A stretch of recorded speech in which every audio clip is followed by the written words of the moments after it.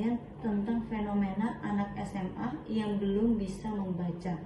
Menurut kalian, kenapa hal itu bisa terjadi?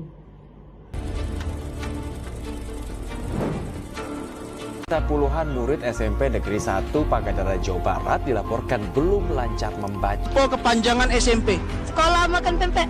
Sebut negara-negara yang ada di Eropa, mulai dari kamu. 1. Garut.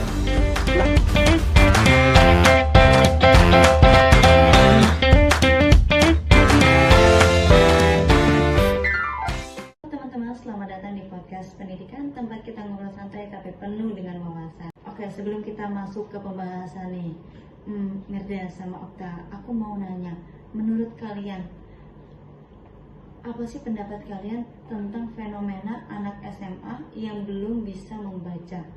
Menurut kalian, kenapa hal itu bisa terjadi? Pertanyaan yang menarik sih, Fer. Kalau menurut aku, ini bisa terjadi karena sistem evaluasi pendidikan yang terlalu longgar, kurangnya perhatian dari guru dan orang tua, atau mungkin tidak ada deteksi dini soal kesulitan belajar. Ada juga kemungkinan anak itu tidak mendapat dukungan yang cukup atau motivasi untuk belajar. Solusinya, kita harus memperbaiki sistem evaluasi, meningkatkan kualitas guru, dan memastikan ada kerjasama yang baik antara sekolah dan orang tua. Selain itu, masalahnya juga bisa disebabkan karena minimnya fasilitas pendidikan dan beban kurikulum yang terlalu berat. Terkadang, fokus lebih kepada pencapaian akademik, namun kemampuan dasar seperti membaca malah terabaikan. Solusinya, pemerintah harus memperbaiki kurikulum agar lebih fokus ke kemampuan dasar dan memberikan pelatihan khusus untuk guru agar dapat menangani siswa yang kesulitan belajar. Oke, benar-benar pendapat kalian cukup masuk akal juga. Jika sistemnya yang longgar, terus fokusnya yang salah, itu bisa menjadi penyebab hal yang utama. Nah, sebenarnya hal ini berhubungan dengan materi yang akan kita bahas. Untuk materi pembahasan yang pertama, menurut kamu, Mirda, pendidikan sebagai suatu sistem itu apa? Jadi Fer, kalau misalkan pendidikan itu sebenarnya kayak sistem yang terdiri dari berbagai elemen yang saling terkait.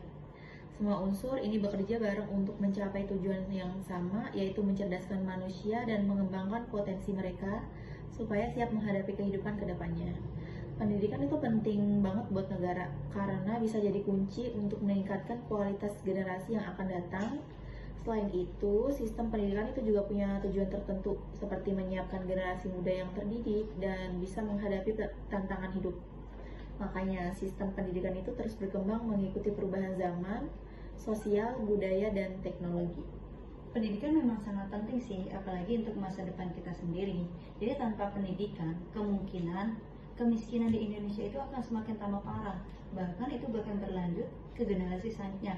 Nah, makanya pendidikan di Indonesia itu sangat diperlukan. Untuk mengenai pendidikan sebagai sistem terbuka, menurut kamu, pendidikan sebagai sistem terbuka itu apa?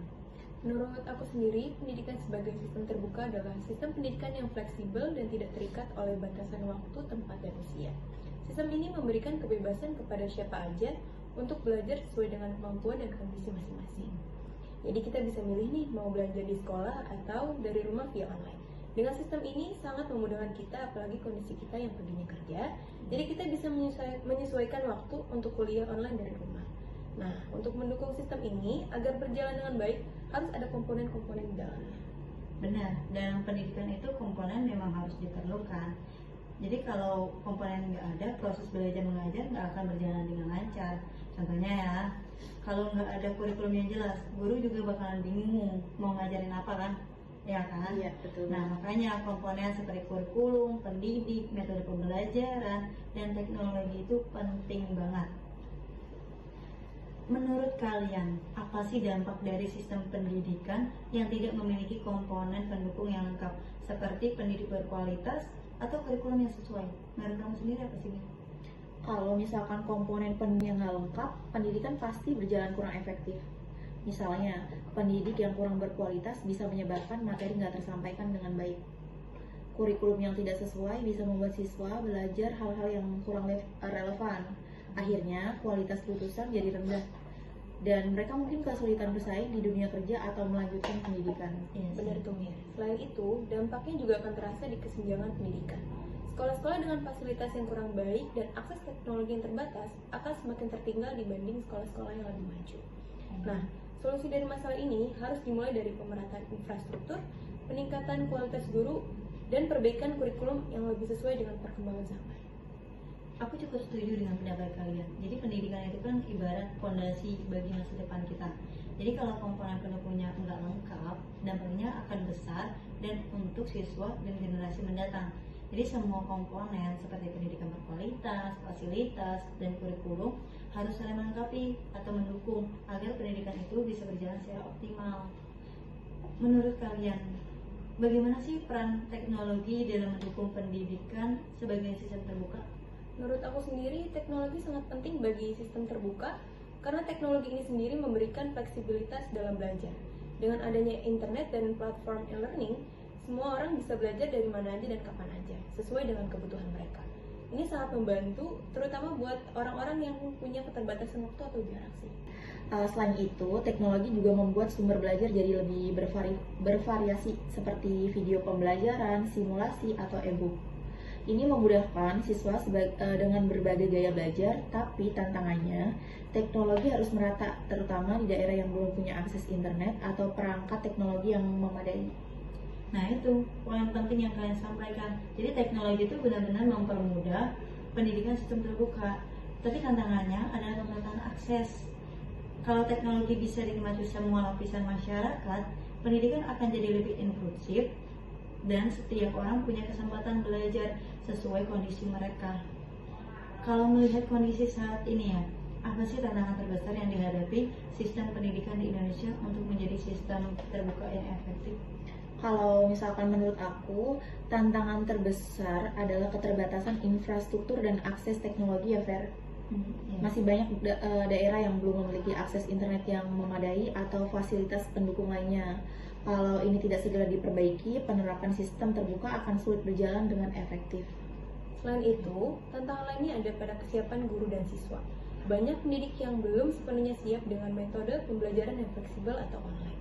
Begitu pula dengan siswa, masih banyak yang belum terbiasa dengan belajar secara mandiri. Nah, pentingnya pelatihan dan sosialisasi yang intensif supaya mereka bisa beradaptasi dengan sistem ini. Oke, aku cukup setuju sih sama pendapat kalian. Selain itu, pola pikir masyarakat bahkan jadi tantangan juga. Jadi masih banyak menganggap pendidikan itu harus formal dan konvensional. Padahal sistem terbuka justru memberikan kesempatan yang lebih luas bagi siapa saja untuk belajar. Jadi, penting juga ada edukasi dan sosialisasi agar sistem ini bisa diterima lebih baik oleh semua kalangan.